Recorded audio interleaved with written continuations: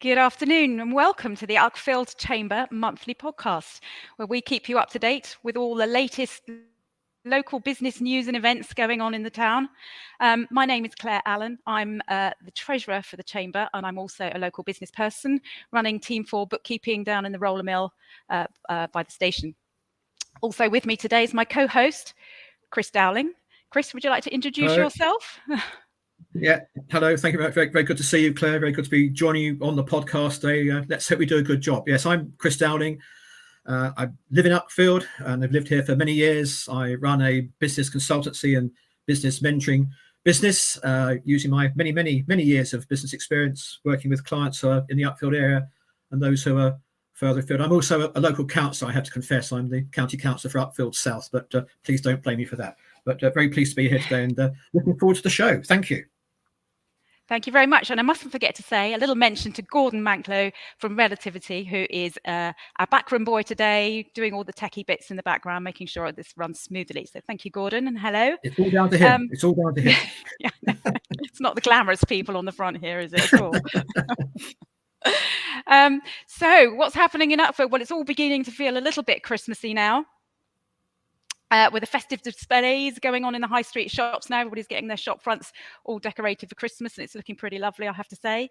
The Christmas lights, I believe, are going to be switched on at the end of next week, and we have our late night shopping event going on as well. That's on Friday evening.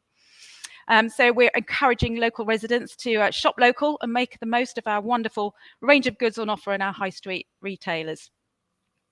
So in other business news, M&S, as I think we probably all know now, opened with a bit of a bang with queues at the door as it first opened.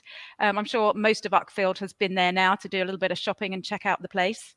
The Highlands Inn retail unit. Does anybody actually know what's going on there? I've heard so many rumours and whispers, and I'm not sure that anybody actually knows. Chris, are you aware?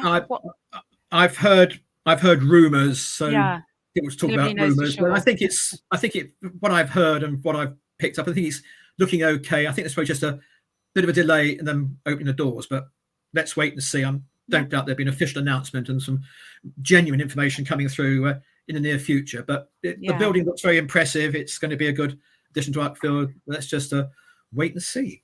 Yeah, see how it quite. goes. Yes. Keep the rumour mill going, So yeah, there's a few new businesses we've noticed in the town. I haven't spoken to anybody personally who owns the businesses, but it looks like the Sussex osteopaths have now got a high street outlet there. I believe they're an established business in town anyway, but it looks like they're moving into one of the shop fronts in the high street.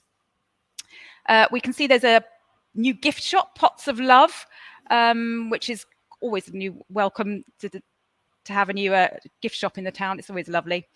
And St Peter's and James Hospice, they've opened their furniture store, which is looking fab actually, in the old HSBC building. They've got loads of space there, and lots of furniture in there. I believe, who opened it? Somebody well known. Piers Morgan was there last Saturday. Of course, he's got local connections. He's got family connections in the Uckfield area. So right, okay. He's sometimes seen in the town. Local celeb then. That's cool. So yeah, it's a few new things going in town. It's always good to see all the shops being fully occupied, isn't it? It's nothing worse than unoccupied shops on the high street. And I have to say, Uckfield always looks great. Always looks a really busy town. There's always stuff going on. So it's really nice to see. Empty shops convey a bad image. I think in Uckfield, I don't think there are any vacancies present other than NatWest, but that's another story. But we know how we're pretty lucky. Yeah, I think we are very much so compared to other towns. We don't. Yeah, it doesn't look run down. It looks a great town. It's thriving. Actually, there's always plenty of people in the high street. I always think it's great. Yeah. It's got a good feel. And just on other business news, the last thing I've got on my list to report is the Ashdown Radio big event of the year, which is on Friday night, tomorrow night, at East Sussex National. They put on the Uckfield Community Awards, which is fantastic, really. It's awarding all those people who do good in town, basically. The Chamber, the Uckfield Chamber, we sponsor one award, which is the Teacher of the Year, which is a lovely thing to do, and certainly great to praise local teachers, isn't it? So I'm very excited about that. Unfortunately, I won't be making it, but I know lots of our members are going to be there supporting the event, so that's fantastic. Yeah. So now time. Can we also just mention? Sorry, can we just also mention the Swindell's accountants event. So I know it's awfully short notice, but Swindell's, who are chamber members, their office is on Bell Lane. They've got a session in their office with the Chief Executive Officer of Sussex Beds. His story, how he rebuilt the business, how he brought the business forward, and how he got it to where it is today. I think there's still an opportunity to register, but it's tomorrow morning at 10 o'clock, 10:30. So anyone who's interested, investigate that perhaps through the Swindell's website to see what opportunities there are there. But just to a bit of a late notice on that one, but something that's happening business-wise tomorrow. So yeah, Claire. Oh, that's great news. No, actually, I think from what I understand, the chairman of Sussex Bed Centre is quite an interesting person, has an interesting story to tell. So I'd imagine that'll be a good event. And actually, right. Yeah, on that point, there are some fantastic networking events in the town, and we'll touch on some of those later on. So yes, we're now going to introduce our guest for this month, Paul Matthews of Insight 6. Hello, Paul. I can see his little face there. Welcome to the podcast. So you're a relatively new member of our chamber. But I know I've met you previously. I've seen you around the networking scene, as it were. So you're quite well known locally, I believe. And you've run a fantastically interesting, I think, anyway, business. So I'm so pleased you're coming on to talk about it to us today. So Paul, say hello, introduce yourself, and we'll start quizzing you. Well, first, hi, Chris. Nice to both. Thank you very much for having me on. I guess it was because Piers Morgan couldn't make it. I don't know, but as soon as you referenced him earlier, but it's nice to be here. Yes, so modest. A little bit about me. First and foremost, I'm a dad and husband. I've got 2 children, Dylan and Olivia, and my wife Louise. We live in Battle, just not too far from Uckfield. And I work with a number of businesses in and around the Uckfield and surrounding areas. I'm keen on keeping fit, so I do triathlons. I like to swim in the sea and ride my bike and then run. Been doing that for about 5 years now. I'm a very keen Brighton and Hove Albion supporter. Real shame that Mr. Noble couldn't be with us today, because there's a little bit of rivalry there between his Crystal Palace lot and our Brighton boys. So yeah, I've been supporting Brighton for 38 years through thick and thin, and great to see them doing so well. And I like my Formula One, so yeah, I enjoy watching the F1 and more the kind of technical stuff these days than the racing, to be honest. It's not the most exciting anymore, unfortunately. But again, been following that for about 35 years. So yeah, that's kind of a bit about me on a personal note, anyway. So where do you get time to work? You do run a business, don't you, Paul? Yeah, do that on the side. Yeah. My hobbies and interests out very much kind of evenings, weekends, early in the morning, best time of day. Yeah, I imagine you do. Swimming in the sea is quite a commitment, I would imagine. Yeah, and I'll be honest, I am a fair weather swimmer. You know, you won't find me in there on at this time of year when it's a bit chilly and a bit choppy. So yeah, I'm not surprised. Yeah. Well, lovely, Paul. That's a bit about you. So your business, I obviously know a little bit about you, but I want to dig a bit deeper. So you call yourself a customer experience specialist. I'm just interested to know what that means and what it entails, Paul. Yeah, so I suppose what I really do is I help businesses to give the best possible experience to their customers. And we do that in lots and lots of different ways. We know customers are really vital to any business. Whether they're your customers, patients, clients, whatever you call them, they're critical to your business. After all, if you don't have them, you haven't got a business. So we have a number of solutions that we help businesses with, from the things we can see on the screen here. So customer journey mapping. So what we would do is really understand properly what the business is trying to achieve and the journey that they're taking their customers or prospects on. So we look at each of those steps in turn and make sure that they're really giving a consistent service at each of those different steps. How is the customer feeling? What's actually going on? And making sure that we're wowing them at every point in the journey. So that's really useful for just getting into the detail of actually how a business operates. We also have customer experience reviews, which you're more commonly known as mystery inquiries or mystery shopping. and that's where we're testing those processes. So we look at exactly what is the business trying to achieve, what should their customers be experiencing, and then we send people in who are fully trained and handpicked to do those jobs and actually act as a customer and give really detailed, insightful feedback on what happened and how it felt to be a customer. And that's really insightful, because businesses then get to understand what they're doing well, what they're doing not so, or they're not doing so well, and maybe what training they need to give to their team, what process changes they need to make, or hopefully the praise and recognition that they can give to their teams for a job well done. We then have training and development. So we'll help businesses with sales training, with customer experience training, with how to handle difficult customers. And just that can be at normally at the kind of ground floor level, team members that are actually dealing face to face with customers, but it can also be team leaders and line managers. We have a very successful customer online feedback platform called Instant Insight, which helps businesses to gather feedback from their staff and customers. So after an engagement with a business, after a transaction, or even during a transaction, we help businesses to gather insight from their customers so that they can make sure they're delivering the kind of experience that they should be. And when they're not, having the opportunity to find out that from their customers and then putting it right. We know that there's much greater advocacy when you solve a problem for a customer than if the problem had never occurred in the first place. So the key is often just finding out what went wrong or what's going on, and then you can put it right and keep a customer for life. And then we run a couple of other kind of items, focus groups, focus and listening groups. So staff and customer focus groups, that could be new products or services that businesses are thinking of launching. We can talk to their customers about those.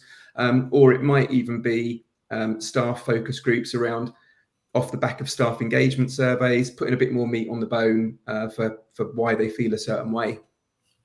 And then we also offer mentoring and coaching services as well. So that's kind of in a nutshell what we're all about.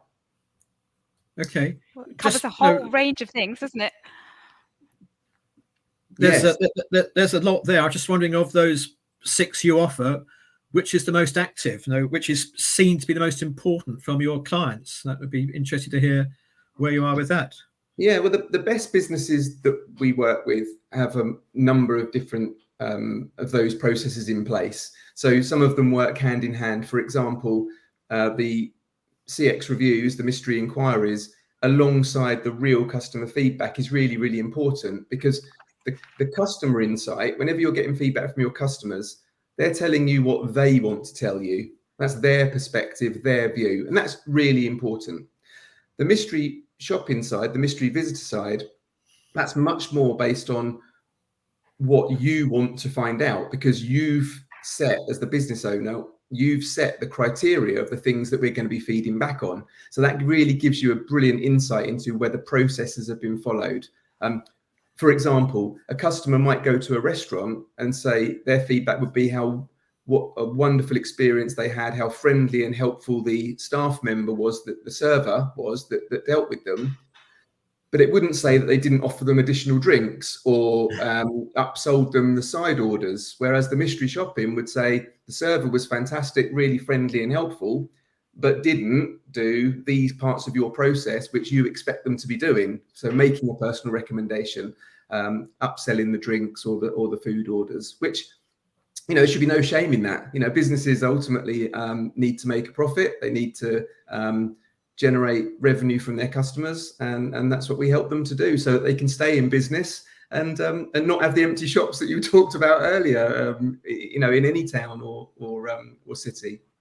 Yeah. And who would be a typical client? You mentioned restaurants, can understand that, but other than restaurants, who else is seeking your services? What sectors? Yeah, we work it across many, many different sectors. We have attractions. So thinking of local business, someone like Knockhatch Adventure Park that you'll be familiar with, I'm sure, which isn't too far away. Yes. They work with us from both on the feedback side and on the mystery visit side of the business. We have retailers such as, again, the aforementioned Sussex Beds, optical businesses.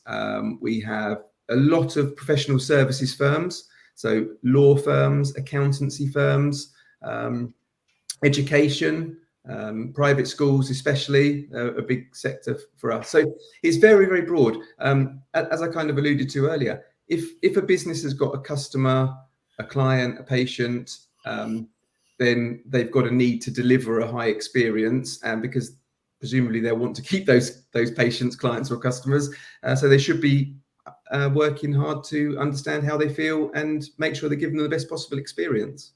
Yeah, and happy customers come back, don't they? Repeat business, and that's what we all want to work on, what we want to build on. Absolutely, and in some respects, I think of myself as a bit of a loyalty builder. You know, that because actually, what every business is searching for is loyalty. If you can get loyalty from your customers, then they do a number of different things. They become what we call promoters, and I'll talk a bit more about that later. But promoters essentially come back more often. They tell other people to come and visit you. They spend more money when they come back. They're less price sensitive because they trust you and like you and want to work with you and shop with you. And the other key thing often people forget is they complain less, which actually costs you less.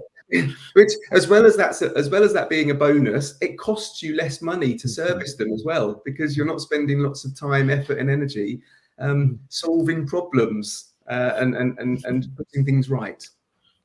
Very good. Yes. So when did you start your business, Paul? What attracted you? Because it's quite a niche thing. I don't know anybody else that does anything like this. Yeah, so I started back in January 15. So I'm coming up for 9 years, if my maths is right. Yeah, 9 years in January. I'd used... Well, let's go back a step. When I was a kid, my dad had his own business, not related. It was a haulage business, local actually. He used to pick up apples from all around the county and take them into Merrydown that used to be at Horham, which you may or may not remember.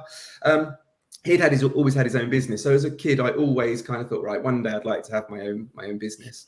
And in kind of 2014, I had a lot of time in my previous career, and I wanted to do something different.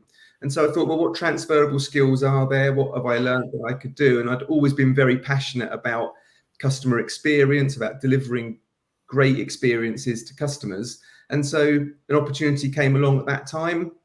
And I thought, well, let's go for it. What's the worst that can happen, as they say? And I mean, there was definitely a lot of naivety when I look back now. You know, I had 2 small children at the time, 4 and 2 or something. And yeah, it could have gone very wrong, but thankfully it didn't. And 9 years later, I've got a great business, and which I love. So yeah, that's kind of how it happened, really. Yeah, lovely work. Carry on. It was a good decision to go out on your own then. It's been a success story. Absolutely, yeah. It's the best thing that I've ever, best decision that I'd ever made from a career point of view. Certainly, yeah. I just love the fact that I get to work with businesses. You know, I say this to a lot of people. I only work with the best businesses, and what I mean by that is only the best businesses really put the customer at the center of their business and invest in giving the best possible experience, because they know it pays them back hand over fist. So I get to work with these people who are passionate about delivering great service, who understand the need for it, and so that's just what that's what I love doing. I love working with those kind of business owners. Yeah, the customer is king. It's the phrase, isn't it? That's the maxim that so many of us work to. And many people in business, I see it in what I do. Many business owners I work with, they fail to recognise the importance of a customer or what they can get from a customer and delivery to the customer as well. It's it'll be okay, but it's not going to be okay. It's going to be very, very good, and that's where you come in to try and re-educate them, try and train them, and alert them to that importance. So. Yeah, and I think a lot of business owners don't necessarily see things from their customers' perspective. So we very much encourage the businesses that we work with to come out of their perspective and step into their customers' shoes and really see the business from a totally different perspective. Yeah. A lot of processes, policies, things that businesses have in place are there for the good of the business and not often for the good of the customer. And if you can go on a journey to slowly change that and actually have your processes and policies in place for the good of your customer, then that pays you back in spades, because you're then suddenly easier to deal with, nicer to deal with, and so therefore people come back more often. A great example of that is Amazon. So love them or loathe them, one thing that they do exceptionally well is put the customer at the center of their business.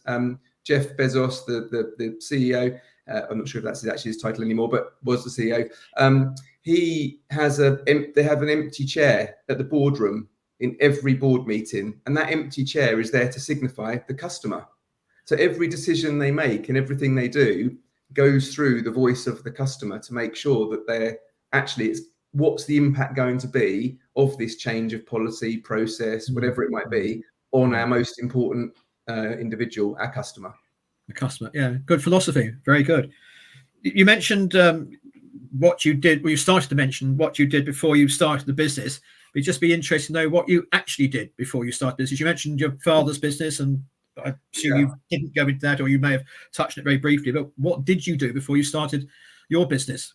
Yeah, so my career background's interesting. So I started work at 12 with a paper round, as a lot of kids did, I guess, of my generation. Don't see so many of them today, sadly. I think newspapers are a thing of the past, aren't they? Sadly. Certainly delivering to the house anyway. So yeah, I had a paper round. Then I got a number of different cleaning jobs, and then I went on 2 weeks work experience at my local leisure centre. So I'm a product of the work experience scheme, which I'm very much an advocate of. I went for 2 weeks work experience, and they liked me and they offered me a job. And I was in the leisure industry for 20 years, from literally Saturday boy cleaning the changing rooms. I was then a lifeguard and worked in every single different position kind of through the business, and then became overall responsible for 3 leisure centres in Hastings for a number of years. And then I went and worked for Duncan Bannatyne, who you know from the show Dragon's Den, I'm sure. I worked worked with Duncan for 5 years, managing private health club, hotel and spa. And then I moved into larger aquatic venues, kind of destination resort type venues, managing large teams. But the common theme throughout my whole career in the leisure industry is there's lots of customers and lots of operational challenges, and lots of complaints. And so these things stood me in very good stead for working in the business that I'm doing now, which is all about customers and all about understanding them and understanding what they like, what they don't, what they love, what they hate, and how to make sure they're having the best possible experience. So I had a lot of background experience with using mystery shoppers, using feedback tools during my leisure career that I could then implement in my business today. Yeah. That picture of Duncan Bannatyne, he looks very glum. Have you just reported him on bad customer service? I think I just told him I was leaving at that stage. Oh, I see. Oh, right. Okay. He's not known for his joyous outlook, though, is he? No comment there. Well, I'm just intrigued to know, have you ever had a project where you found the customer experience was so poor that that you had to deliver some really bad news to the client? Sadly, yes. I mean, especially when we not exclusively, but when we start working with a business, it can be particularly difficult. And I always, before we even started work, when we're talking about working together and forming a partnership, I always say, look, what you need to be aware of here is I am your critical friend. Everything that I say is about making your business better. And for want of a better phrase, sometimes I'm going to tell you that your baby is ugly. And that isn't a nice thing for people to hear, because they think of their businesses like their children, like their baby who is beautiful and lovely and the best baby, the most beautiful baby we've ever seen. The reality is that sometimes it isn't, and you don't see that because you've got rose tinted glasses on because it's yours. So I do make that point very early on and say, look, I'm not here to be a disruptor. I'm here to help you to be better. And so, yeah, there's times when I can remember one particular instance of a business that will remain unnamed, but they asked us to do some inquiries through their website, which had been up and running for about 3 months, I think. They'd had a change of provider. And so we made all these inquiries in. Within a few days, I rung them up and said, look, we've started and we're not getting any response from you. It turned out that they weren't even getting any of the web inquiries that people were making through their website. So, just something really simple like that, where, that would have been the case for 3 months. They wouldn't have even known that those inquiries were not always going through to the people that they should have been going through to. So they're missing inquiries. And if you're missing inquiries, well, you can't deliver a good, you're ignoring them, aren't you? And what's the perception of that to the prospects? Yeah. Well, I guess nobody would come to you and employ your services if they weren't keen to actually improve their offering. So that's a good sign. I would hope not. Yeah. Exactly. So yes, we touched on some of your customers, but can you sort of expand on that a bit and Yes. maybe talk about some of the clients you work with and what does an ideal customer look like to you? Yeah, so we've got, as I kind of alluded to earlier, a number of different types of clients in many, many different sectors. What an ideal client looks like really is, first and foremost, there's no one that's too small. So often people will think, oh, I wouldn't be big enough to work with an organisation like Insight 6. Well, that's not the case at all. We have very, very small businesses that we work with. We up to very, very big businesses that we work with. So, Arnold Clark, for example, the biggest car retailer in the UK. We have 3 of the top 6 biggest car retailers in the UK that we work with, and then we have businesses at the completely other end of the scale, like Hastings Adventure Golf Course, for example, down on Hastings Seafront. Mini golf course, 3 lovely courses down there. We do training for their team. We do mystery visits to the courses and make sure they're in tip-top condition and make sure the team are doing what they should be doing. So and everything in between. So there's nobody that's too small. An ideal client for us tends to be a business that's often they've got multiple outlets or multiple units or teams. So they then lose the ability to keep on top of what's really going on. So the journey tends to be, I don't know, let's give an example. A coffee shop opens and you open Claire's Coffee. And Claire's Coffee is great because Claire's there every day. And it's brilliant because she's serving the customers and you're keeping up to speed with what's going on. And it's so good that you open Claire's Coffee in another neighbouring town. But unfortunately, Claire's not there all the time. So she can't keep an eye now on what's going on. So it's really important to have some kind of metrics in place to make sure that you're on top of that and getting feedback. So they tend to be multiple units or multiple department type businesses that we work with. But as I say, nobody's too small or too big. That's good to hear. And looking at your slide there, number of local names: Dawson Hart, Local Fuels, Knockhatch, and others as well. So you're obviously working with people who are in Sussex, obviously some in the Uckfield area, and obviously further afield, and obviously a big name with Arnold Clark and Eurotunnel as well. So got some real reach and some real diversity in that client base of yours. Yeah, the thing I love the most is it's great to have big clients, of course it is, but it's actually I love the independent space, so those businesses who you can really make a difference, those businesses who really, and I'd put people like Dawson Hart, Bennett Oakley, those businesses, and Sussex Beds, certainly Bruford's, in this category. They are ones that genuinely want to deliver great experiences, genuinely want to understand how their customers are feeling, and are on a consistent mission to deliver great service, and they're the ones that I really love working with. Yeah, good. I'm sure that delivering great results. Perhaps you could tell us how the mechanism, how you actually do it, in a quick nutshell, but how's it actually work? So Peter Drucker, you'll know this, Chris. I'm sure if you can't measure it, you can't manage it. So he's aware of it. Yes, yeah.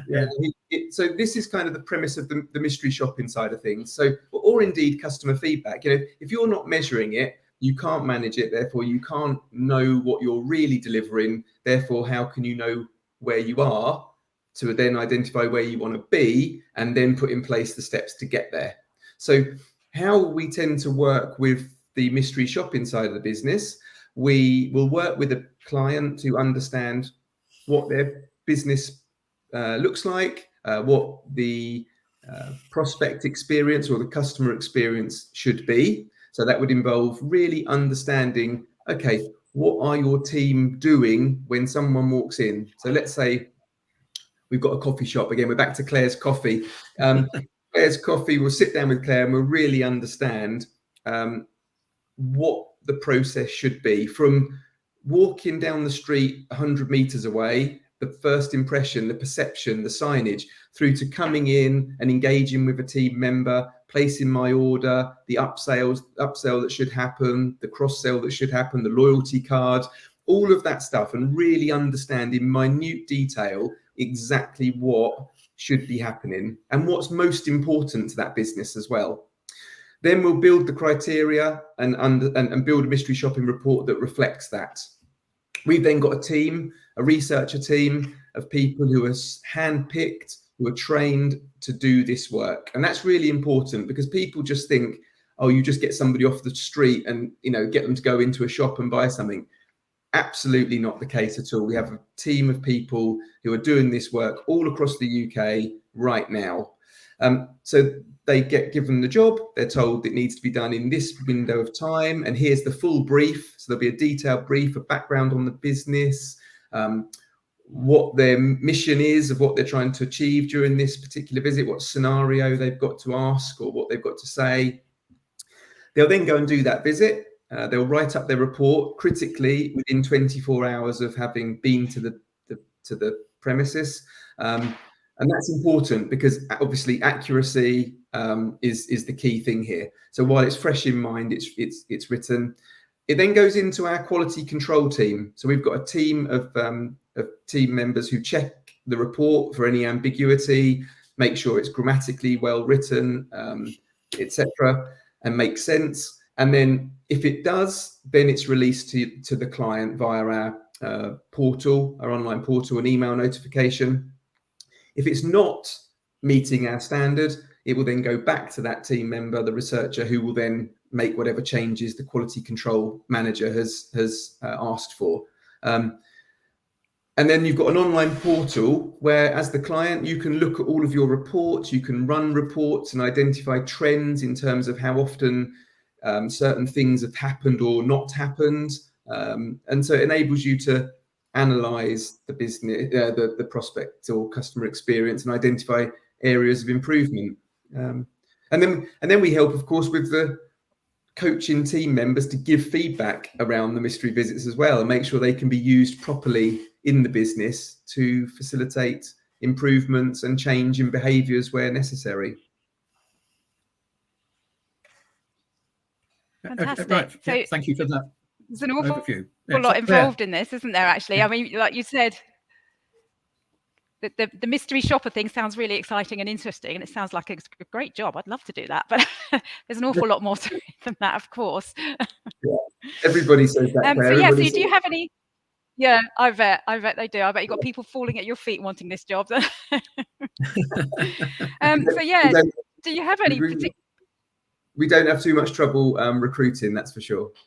No, fantastic. I mean, yeah, I guess going drinking coffee all day and going into restaurants sounds lovely. So do you have any particularly unusual or interesting projects you've worked on?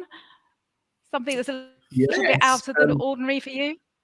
Yeah, so things that out of the ordinary, or they're not out of the ordinary to me because we do them all the time, but things that people might not expect. So a really kind of big thing is competitor mystery shopping. So we've got our own clients, of course we have, but our clients have got competitors. So our clients then, as well as us mystery shopping our clients, we will then mystery shop the competitors of our clients to help them get a competitive advantage, to understand what it is going on in that business, how those businesses are handling inquiries, what can they learn from those things to do them better, what are those other businesses doing better than them that they can improve on. So that's really, really interesting and really valuable to our clients. Another one that's often interesting is shoplifting. So we do shoplifting mystery visits where the goal is to steal something.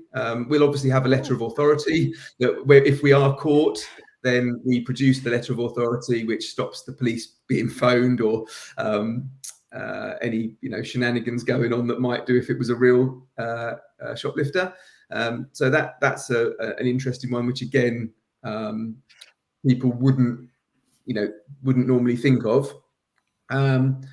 And what else? Just, I guess, finding things that are of real benefit. Just like I alluded to with the web inquiries not going through. That it's just we love kind of unearthing things that the business didn't realise were happening, which are beneficial to them, so they can actually change their processes or make an improvement. Yeah, no, that's amazing. Yeah, it's really interesting. Good. Just, I think probably sort of almost last question, and thank you for sort of being so thorough with the other questions that you've answered and the information you've passed on. Just, if you've got some top tips for businesses to improve their customer experience, to improve their customer service, what are the big things, the key things they can do, and things they can do quickly as well? So I think top tips are: one, listen to your customer. I always say to people feel the way they do about your business, whether you ask them or not. Finding out how they feel just means you can do something about it. If you know they're not happy, you can make them happy. If you know they're happy, you can shout about it from the rooftops via social media. So there's no downside to asking your customers for feedback. The problem is that people think it's not a nice thing to do. So it's a bit like but I say to them, it's just like taking medicine. You don't like to do it. It doesn't taste very nice at the time, but actually it's always good for you in the long run. You never regret, or very rarely regret, taking medicine because it makes you better. And that's what I say about. So listen to your customers. Employ good people is my second tip. The best way to give great service to customers is to employ people that want to give good service to customers. So employ well and make sure that customer service or customer experience is on your checklist for recruitment. Whatever you're doing, make sure that is in there. What else would I say? Just be open. Make sure that you're open to getting feedback. Make sure that always ask this question. Yeah, the ultimate question: Net Promoter Score. So when you are gathering feedback from your customers, use this Net Promoter Score question. A Net Promoter Score is a universally recognized metric of CX, of customer experience. And there's two rules. One, it has to be about recommendation, and two, it has to be on a scale of 0 to 10. And then your Net Promoter Score is just basically the percentage of promoters, and you deduct from that your percentage of detractors, so the people that score you 0 to 6, and that gives you a number, and that is your Net Promoter Score. And you can then benchmark yourself against other companies that publish their Net Promoter Scores, and you can benchmark yourself against your own performance over time. Are we really delivering the type of experience that we think we are? Are our customers actually as happy as we would like to think they are? Now you know that they are because you've asked them.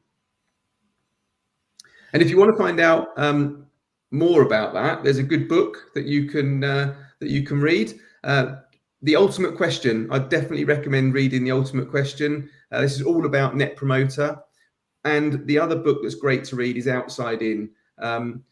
Outside In is about what I talked about earlier, looking at your business from the outside, from your customer's perspective, and really understanding how the changes that you can make in a business, if you do it from the point of view of your customer, they will pay you back in spades over time. Yeah. Yes, thank you for that. No, some good bedside reading.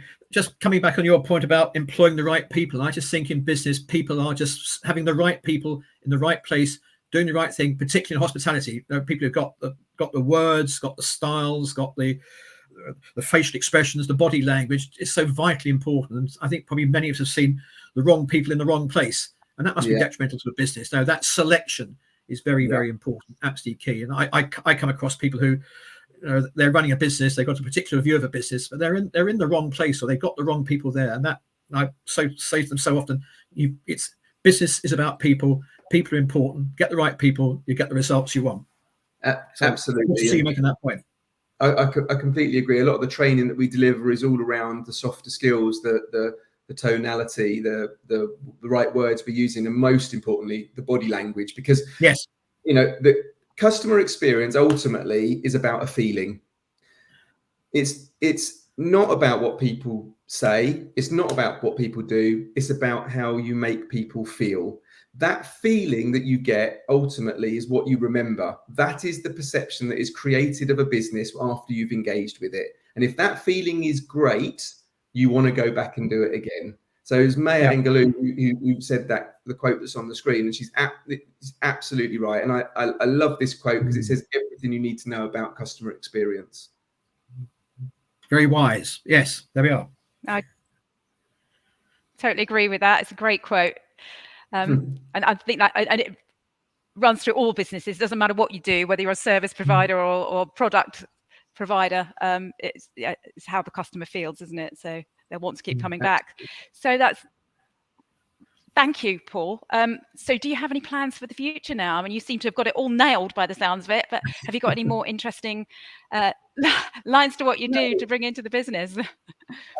No, we're not planning on changing, but we're always moving forward. We're always trying to adapt, of course, but we're fundamentally not looking to change too much around what we do. We just want to continue to work with the great businesses that we're already working with, and other great businesses that are out there that genuinely want to put the customer at the center of their business. So yeah, that's what our aim is, really.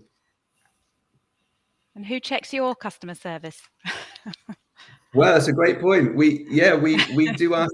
We obviously ask our business partners, the ones we work with, to give us feedback on an ongoing basis, and we check our own mystery shoppers. Our researcher team, they get feedback on every job that they do, and so yeah, we're always checking in with them to make sure that we're delivering at the right level. Good. Fantastic. Right. Paul, thank you so much for joining us today. Thank you. I'm so sorry. I know we're talking across each other because I have a delay, I'm afraid, on my internet at the moment. I'm so sorry. But yeah, Paul, thank you. If anybody wants to contact Paul, Insight 6, you've got a lovely website, tells you all about yourself. We can be contacted through the chamber as well. So chamber members can just log on to the chamber website, and there's a directory of all our businesses there, so they can contact you. But I think every business needs a Paul to make sure their customer service is top notch, or certainly improving anyway. Thank you for your time. I think Chris is now going to have a little chat to us about all the forthcoming events.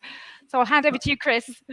Thank you very much. Yes, there's a lot coming up. We're moving towards the festive season, so everyone's starting to get very merry and very jolly. And Christmas, I think, is 4 weeks on Monday, so it's really crept up on us, but I think it's coming into full view now. Just some things to mention. I think the big one I want to talk about is and tell you about is Friday of next week. Friday, 1st December, that is late night shopping. There's a picture of a previous late night shopping evening in Uckfield, organised by the Chamber, obviously with the cooperation of the traders and the shops in the high street. Please come along. There'll be a lot on offer. There'll be a lot happening that evening. It'll be there'll be food, there'll be events, there'll be schools singing, all of the things we usually do. Perhaps we'll have some few extra things as well. There's also the elf hunt for the younger children. There's the elf hunt for them to go and score their sheets and everything. So please do that, and please bring your families and bring your friends and encourage them. The shops will be open. There'll be a lot going on, and it'll be a really enjoyable evening. In harness with that, in association with that, we've got the Festival of Trees at the Holy Trinity, at the Holy Cross Church, I should say. Big established event in Uckfield nowadays, Friday Saturday, Sunday. Come and see the festival trees. Some 70 or 80 trees there. Local charities, local businesses supporting the church and supporting the town. Can I also mention the Chamber Christmas lunch? It's sold out. Perhaps that tells us how popular it is.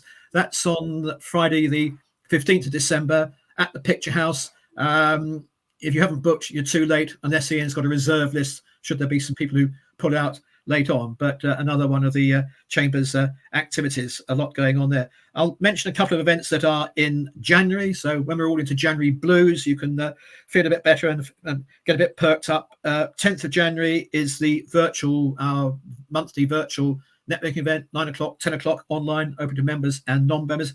Our special guest at that event will be Henry, who's the the personal trainer who we're seeing at meetings nowadays, coming along how to tell us to keep fit, especially after Christmas, when perhaps we've all overindulged a bit. On the 24th of January, we got the members meeting, the bi-monthly members meeting. We had the November meeting last week. In January, 24th of January, it's at the wonderful venue of Buxted Park Hotel. So please look out for that one. Again, members only, but booking will be open. Our speaker at that event will be Juliet Andrew. She's coming down from London. She's going to talk about the care for the carers, the good work that charity does to support people who are carers, be it for family, be it for friends, but also those who are working, as those who are carers who are at work, and how it impacts and on their work life and on the relationship with their employer, and some tips on how to work with that. And then the following day, it's all happening that week. We've got the next business podcast on Thursday, the 25th of January, when our speaker will be Johnny Phoenix from the Phoenix Health Hub at the top of the high street. Johnny was due to come to a previous meeting. Sadly, we had to cancel it. Not his fault. Other issues around, but Johnny is very kindly agreed to step in for 25th of January. So please do your best to attend that and find out all the things that Johnny does and what he does. Can I finally mention the Uckfield Business Awards in 2024? The Business Awards the evening will be, I think I'm right in saying the 26th of September next year. Be a big event at the East Sussex National. The awards are now open. We've got a number of sponsors have stepped up and been very generous in offering their support and their money for the event. But there are still some vacancies and some gaps for the Uckfield Business Awards to be sponsors. So if you want to take part and be a sponsor, please do so. There's one category in particular which I'm jointly sponsoring, and I need a partner to help me sponsor that. So if you want to be the joint sponsor on the Family Business Award, then please let Ian know or contact me direct, and we'll be very happy to have a chat. Last year, I jointly sponsored a category with Gordon, who's our producer, and it was a very good combination we had there, and I was very pleased to work with Gordon on that. I'll be equally pleased to work with whoever wants to come and join me for Business Awards 2024, but a real highlight and a real feature in the business year of the Chamber and of Uckfield.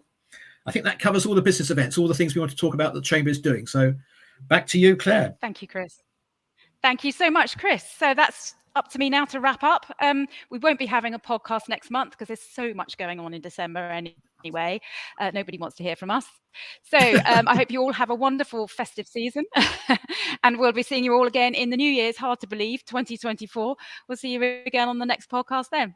Thank you, Paul. Thank you, Chris. And thank you, Gordon, in the background. See you soon. Thank you. Look forward to the next one. Thank you. Happy Christmas, everyone.